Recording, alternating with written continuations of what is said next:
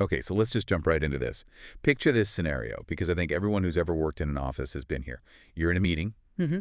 A senior director pitches a new, really high-stakes project.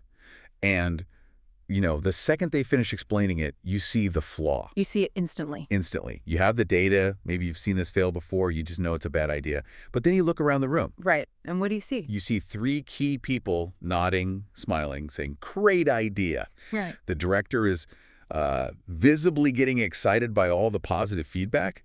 You know what you need to say, but the entire current of the room is flowing the other way. So what do you do? Well, the answer almost all the time is you stay quiet.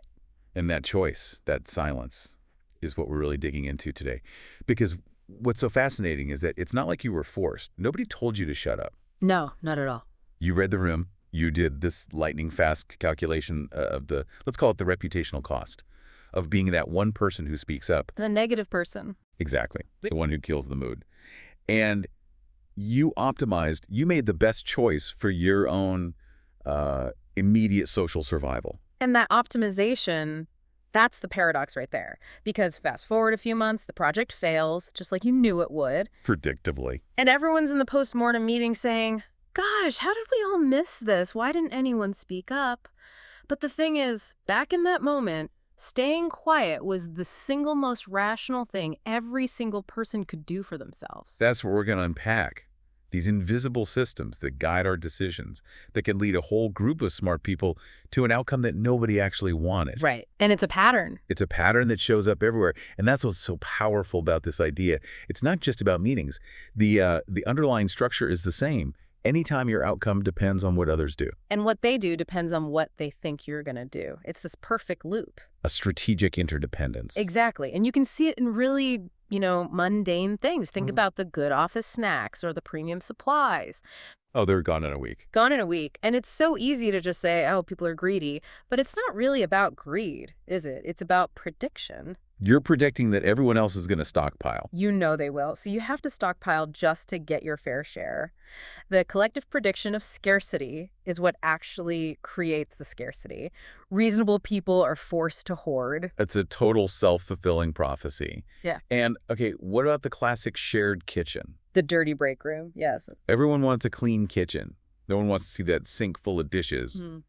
But I'll admit, I've walked past it thinking, someone else will get that. We all have, because it's the rational choice. For you as an individual, you wait. If someone else cleans it, great, you get a free benefit. The free rider. The free rider outcome. And if nobody cleans it, well, the cost to you is just a dirty room, which is shared.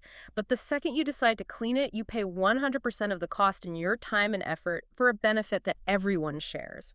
Why would a rational person do that? They wouldn't. Not consistently. And this gets really destructive with something like workload, right? Right. Oh, this is the most damaging one. The most reliable, high-performing person on the team gets more and more work piled on them. Because they're reliable. By being reliable, they prove they can handle it, which means the system gives them more. The individual is just optimizing, doing a good job, but the collective result is burnout. Your best person burns out, and you have these huge project risks because everything depends on them. Exactly. So in all these cases, we're stuck in this prediction game. We're all just trying to make the best local choice based on what we think everyone else is going to rationally do. And the result is a dirty kitchen, no snacks, and a burnt-out star employee. Which brings us to this huge gap between what people say they want and what they actually do. Yeah. If you ask that team, do you want a balanced workload? Yeah. Everyone would say yes. The desire is there. The problem is the structure just steamrolls that desire. We always misdiagnose this, though. We say it's about character or values. People just need to be better team players. Right. They don't care enough. But it's not a moral failure. It's a structural one. The system is set up to reward one choice and punish the other, no matter what's in your heart. The coffee example is perfect for this. So simple. You want the good coffee to last all week. Of course. But you see 3 people ahead of you take 3 cups each. If you just take one, you are actively choosing to lose. Yeah. You know it won't be there tomorrow. So you take 3. So you take 3. And when everyone makes that same logical choice, the coffee's gone by Tuesday. Your good intention means nothing against the system's logic. And let's go back to that meeting. You want the project to succeed. You want to be efficient.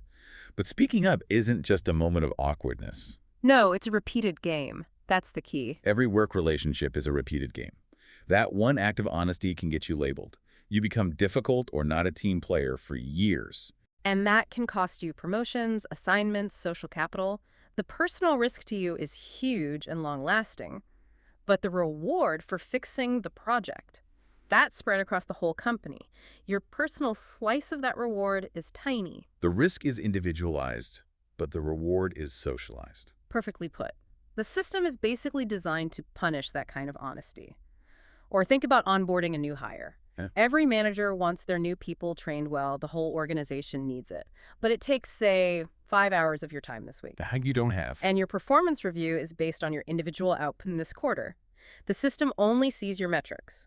So if you spend 5 hours training, you fall 5 hours behind on the very thing that decides your bonus. So the rational choice is to give them a manual and hope for the best. To minimize your training time, yeah. Even if you really want them to do well. So the big takeaway here is that understanding someone's character, whether they're generous or a team player, it tells you almost nothing. It's way less useful than understanding the invisible game they're trapped in. The actions we see aren't about inner virtue. They're just an optimal response to the game board. Which really leads to the big question, right? Why do organizations filled with brilliant, capable, well-meaning people so often produce these mediocre or just collectively dumb results? You'd think intelligence would be the antidote. You would think that, but it's not. This is the classic trap of what we call a bad equilibrium. And an equilibrium isn't just a bad outcome. It's a stable bad outcome. Stable how? It's stable because any one person trying to deviate from the bad strategy gets punished, so everyone just stays locked in. You can be a genius, but if you're the only one who speaks up in that meeting, you're the one who pays the price. The system doesn't. So the dysfunction is actually the most stable state for this system to be in. Yeah. It logs itself into place. Precisely. And that's the tragedy. Every single choice inside that equilibrium is perfectly rational, given what you expect everyone else to do. That's why being smart or having good intentions gives you zero protection. You're just rationally protecting yourself. And the sum of all that self-protection is collective failure. So we have to stop seeing this as a bunch of individual flaws. We're not looking at a room full of hoarders or cowards. We're looking at rational actors. That's the reframe. The person grabbing extra snacks isn't greedy. They're correctly responding to a prediction of scarcity. They're playing the game well, according to the current rules. Exactly. The quiet employee isn't apathetic. They're protecting their career in a high-stakes game. The person who doesn't help the new hire isn't selfish. They are just optimizing for the metrics the company told them matter. And this is where so much management theory goes wrong, isn't it? Yeah. They bring in consultants for communication workshops. After initiatives, yeah. But if you fire the person who stockpiled the coffee pods and you hire someone who's genuinely the most generous person in the world, what happens? Nothing. Nothing changes. The structure is the same. The new person sees the same scarcity, predicts the same behavior from others, and eventually they start hoarding too.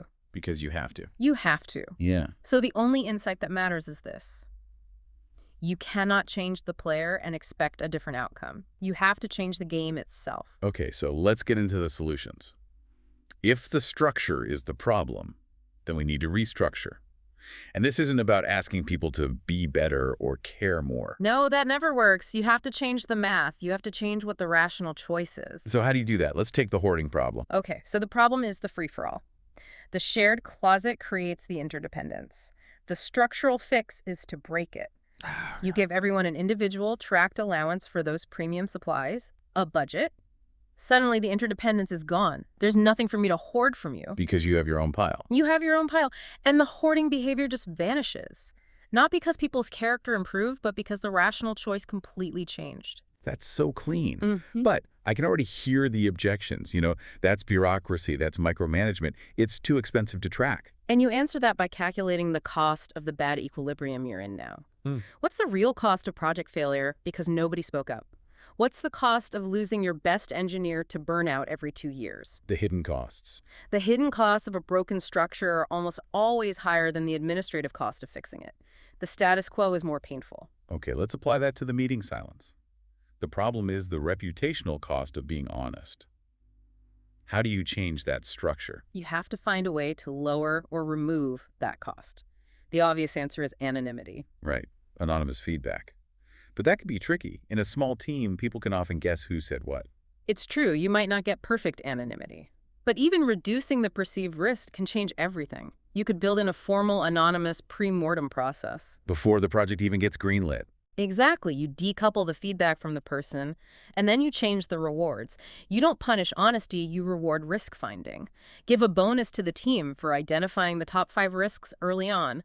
Suddenly, being candid is a collective asset, not a personal liability. And what about the final one? The uneven workload and burnout problem. How do you stop rewarding individual heroics and start rewarding collective support? You have to change what you measure. It's that simple. Stop measuring people only on their individual tasks completed. So no more just looking at lines of code written or tickets closed. Right. Start measuring the collective output, the team's overall project quality, the team's throughput, and critically, how quickly and effectively the team onboards new members. So if my bonus now depends partly on how well my team is performing as a whole. Then my rational choice changes completely. Helping you when you're struggling is no longer a personal sacrifice that hurts my numbers. It's now a direct investment in my own success. That 5 hours of training the new hire suddenly becomes 5 hours of optimizing my own performance metrics. Exactly. And when that structure changes, all those behaviors we call personality flaws, the selfishness, the silence, the lack of collaboration, they fade away because the rational choice for the individual now aligns with the good of the group. So to kind of pull this all together for everyone listening, Mhm. the main realization here is that most of the persistent dysfunction we see in organizations, The wasted time, the late projects. the turnover, the constant conflict, these aren't just, flaws in human nature. They are the totally predictable symptoms of these invisible games being played just under the surface. Everyone is making a choice that makes perfect sense from their chair. It's just that all those locally sensible choices add up to a collective mess. Just to stop looking at the person and start looking at the system around them. That's the whole game. Once you realize you're in a system where the rational choice leads to a bad outcome, you can stop blaming people. You can stop being surprised when it happens again and again. It really reframes what leadership is, doesn't it? Yeah. It's not about managing culture. It's about being a system engineer. You're not trying to make people nicer. You're trying to make the rational choice the one that benefits everybody. So the final thought, the one question you can use to diagnose almost any problem like this is, what? It's this. What does the current system make the rational choice for the individual? If you can answer that honestly, without judgment, you'll understand exactly why things are the way they are. And if you can change the answer to that question, you might actually be able to fix them.